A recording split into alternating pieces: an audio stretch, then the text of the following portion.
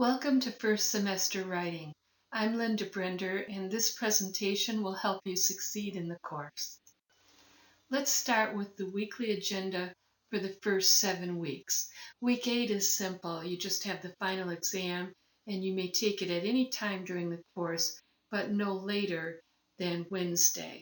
It's simply questions that have already been asked on the quizzes.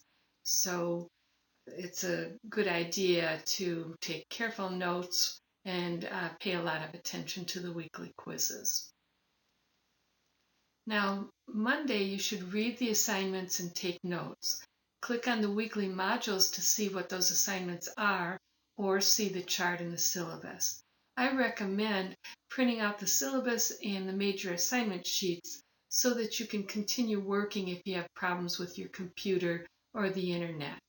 By Friday, submit 2 discussion posts no later than midnight. Of course, you can post earlier in the week, and it's a good idea to do that in case you run into problems later on. Now, weeks 1, 3, and 5, you submit rough drafts by midnight. They are not graded, but there's never any late assignments for rough drafts. There's never any exceptions. Weeks 2, 4, and 6, you submit the final essays by midnight.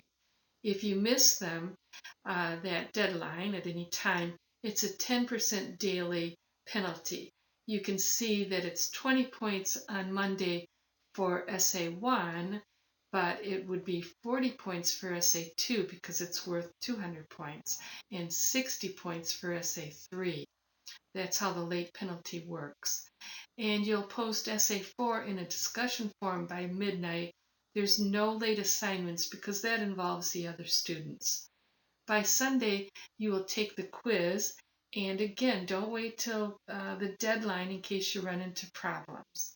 It's always 10 multiple choice questions. This slide is actually the most important in the presentation because it tells you how to schedule your time. Take a look at the pie graph. 690 points, 69% of the course is on the essays, and only 70 points is on the weekly discussions. So don't spend so much time on those discussions and procrastinate with writing the essays. The tests are 240 points. 100 of that is the final exam, which is simply questions taken from the 7 weekly quizzes. And then you have 140 points, 20 points each week for those weekly quizzes. Now, the rough drafts are not graded, but they help you earn 600 of the points on essays 1 through 3. And discussion posts help you write the essays. So each category is essential. That's what you have to remember. But take one more look at that pie graph. 690 points on the essays. So that's where you need to put your time. The 2 weekly discussion posts are important, of course, and you want to have a high quality discussion with the other students because that's how you're going to learn, and that's what makes a course outstanding.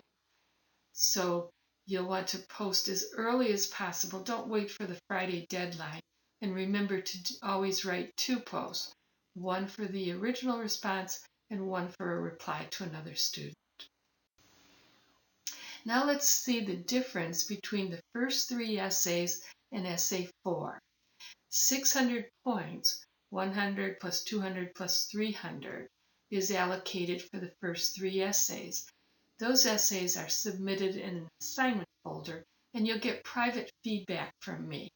I never like to have students embarrassed about their grammar, so you'll notice the discussions specifically tell you don't criticize another student's grammar.